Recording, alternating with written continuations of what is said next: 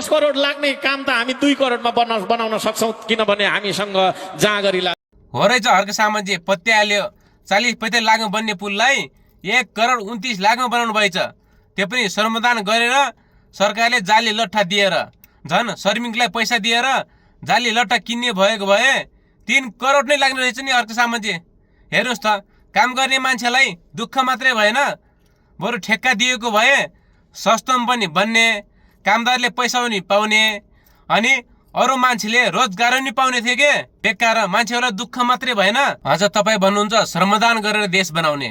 त्यही हो त, श्रमदान गरेर पुल बनाएको, कामदारलाई दुःख मात्रै हो। बरु तपाईँ देश बनाउनुतिर नलाग्नुहोस्, त्यही धरानमा ढुङ्गा बोक्नै ठिक्क छ तपाईँलाई। बरु यसो गर्नुहोस् के, क्युआर पैसा उठाएर ठेक्का पट्टा लगाउनुहोस्, सस्तोमा पनि बन्ने, मान्छेले रोजगारी पनि पाउने। हेर्नुहोस् त, 3वटा पुल बन्ने पैसाले एउटा पुल बन्यो, हेर्नुहोस् त।